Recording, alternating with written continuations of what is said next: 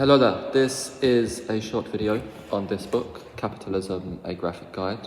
Incidentally, I stumbled upon this book last weekend after visiting the Claude Monet exhibition in Brick Lane near Whitechapel Station on the District line. A museum that's well worth checking out, and I would highly recommend going if you're able to. But this book caught my eye. Now, normally I don't buy books in stores. I usually buy books online, but this one caught my attention. What this does is this provides a broad overview of capitalism, what capitalism is, how it developed, why it developed, and what the major developments were, and looks at a long period of European history, starting with the origins of capitalism, which the authors of this book attribute to the rise of the merchant class. That is, the rise of buyers and sellers, and of a marketplace which has existed in Europe for many decades, going back to at least the 11th century. But that's where the book begins. So it starts by talking about what capitalism is, and the way they define it in the book is that it's characterized by private ownership, that is, individuals owning things that they've bought with their own money. And if you put that under the microscope, you could argue that that's simply a trade of gold, silver, or copper, your money, for a particular good or service. In the marketplace of the 11th century, that would have been fruits and vegetables, as well as the things necessary for everyday life. People would have bought those things in the market. Later on, the authors go into John Locke and the idea of property rights, and John Locke's argument for why property rights are one of the natural rights. That is, in John Locke's view, they are given to man by God, essentially. He makes the case in the 17th century that life, liberty and property are natural rights, and he goes into why that's the case. The book also looks at more modern economists like Karl Marx and how they criticise capitalism in the latter part of the 19th century, and possibly where they were wrong, because one of the criticisms Karl Marx made of capitalism, and I wasn't quite aware of this before reading this book, is that in his view, capitalism in the end will become self-defeating, and would lead to the rise of extreme inequality, where a very small number of people would own all of the means to production, and that would result in a revolution, in an overthrow of the bourgeoisie class. The proletarians would rise up and overthrow the government and the economic system and install a different kind of economic system. But one thing he didn't quite predict accurately was the extent of technological progress and how this improves the living standards and conditions of all, such that the idea of a revolution or of resentment, which leads to revolutions, wasn't quite there to the same extent that Karl Marx predicted. And also, the extreme inequality hasn't quite worked out the way he did, because, of course, many people have mortgages, millions of people in the UK have mortgages, and so they are in the process of owning their own properties, and so many people are quite happy with the capitalist system, or at least the main tenets and attributes of capitalist economies. So that was quite interesting to read as well, because I intend to very much look further and more about economics and economists in the late 19th century, and this book offers some insight into that. But so going back to the idea of the marketplace, it seems to me that when one is trying to explain the origins of capitalism, it's not necessarily a case of A and B and C led to D.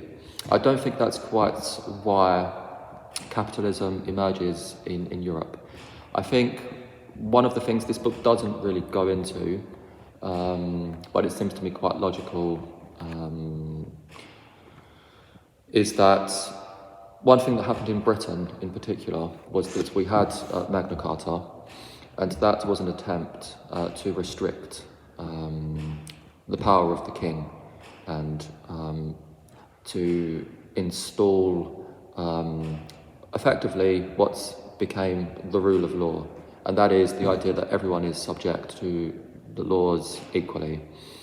And so because of this restriction on governmental power, this, I think, leads the way for a more free, laissez-faire, market-based economy that developed quite early on in Western Europe. So it's not necessarily something which led to the rise of capitalism, but it seems to me it's more of an absence of top-heavy government which seeks to control the economy. And this was partly why capitalism over centuries, because no one, woke up one day and declared that capitalism was going to be the economic system used from that point onwards. It slowly evolves, and it's evolved from feudalism. So prior to capitalism, feudalism was based on strict hierarchical society in which people were born into a particular class or status, and they had a particular job assigned to them as, or by default of being born into a particular class or status within a society. And what capitalism does with the rise of merchants and of tradespeople, people with skills, they can then offer a particular service in exchange for money. And of course, if money is gold or silver, it's not directly under the control of the government. And so money freely exchangeable, this helps to lead to a society in which people are free to trade goods and services in a capitalist way. So the book looks at that. Also looks at the origins of banks and talks about how the Templar Knights helped in the development of banks early on in the Catholic Church. So the Templar Knights controlled many towns in Europe, and also in what were the Crusader states as well, all around the Mediterranean basin. And people deposited their gold, their silver, and got a note to say that their money was being held, because they didn't want the risk of transporting that gold and silver across long distances, because obviously the risk of being robbed along the way quite high. And so this led later to the development of banks, which are believed to have begun in Italy and the Catholic Church was one of the most prosperous parts of Western Europe in the 13th and 14th and 15th centuries, and it's there where the bank begins to develop. So the book looks at that, and it's quite interesting to read about that. The book talks about Holland and what they've called the birthplace of capitalism, which was the Dutch having a large international trade network, and they had the first stock exchange as well, and one of the first publicly listed companies, which was the Dutch East India Company, and people could buy shares in this company. So Holland played a very important role in the emergence of modern capitalism. And then the book looks at Thomas Hobbes, a very important philosopher in the 16th and 17th centuries. He has a huge influence on John Locke, who later has a huge impact on the way the founding fathers of the United States fought, and their constitution, particularly the part about life, liberty and property, that became enshrined into the American Constitution. So a lot of these ideas have real consequences in the world today. So looks at the arguments they've put forward for why people, they use the word man because it's from a time when that was the word used for people. We use the word people today. Have property rights. Partly, John Locke's idea with that is that because people work, that is, they use their bodies and their minds to do something, and they're in control of their minds and their bodies. Therefore, what they do with their bodies to earn money makes what they earn with that money, or makes the earning of that money and what they buy with the money their property. That's the argument he makes. But he does say something quite interesting. He says that man doesn't have a natural right to live far in excess of what he needs.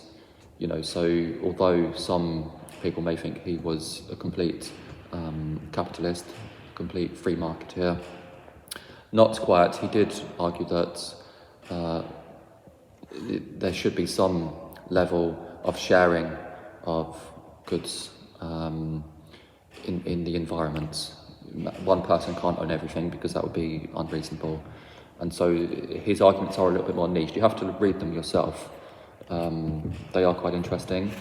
He talks about The Wealth of Nations by Adam Smith. I've made a video on that. If you want to check that out, feel free to do so.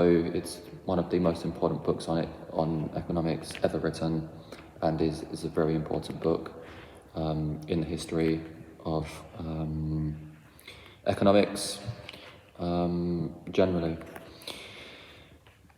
Looks at many different phenomena: the Opium Wars, the rise of social sciences, John Stuart Mill, very important economist, and then later on looks at 19th century thinkers like Marx and Hegel,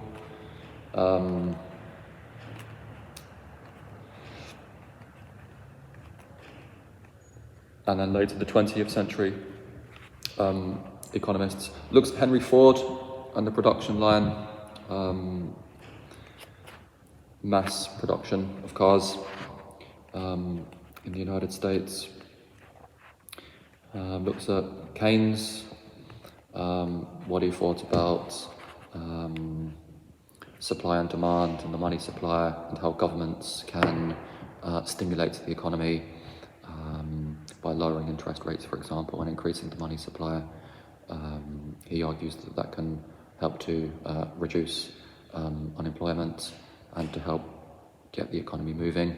Of course, in a sense, that's what they did in the US in the 1930s. In the Great New Deal, huge government expenditure to try and stimulate growth in the economy. Looks at Milton Friedman as well, who argued against many of Keynes' main ideas. And as you can see, the book is really entertaining and enjoyable to read because lots of cartoons really bring the book to life. and make it fun to read. Interestingly, at the end of the book, they have provided a further reading list, and I've underlined many books I very much intend to read. So this book is a great starting point to learn more about capitalism. And if you want to look further into particular aspects and put them under the microscope, you can do so, and they've recommended some books which should be helpful in that regard. So a great little book. I definitely will look out for more books by this company. This is a graphic guide to capitalism, but of course they have made a number of books on different subjects, including chaos, critical theory, cultural studies, ethics, feminism, Foucault, Hinduism, Heidegger, fractals, Carl Jung, logic. So a really wonderful book to read. Feel free to check it out. Thank you.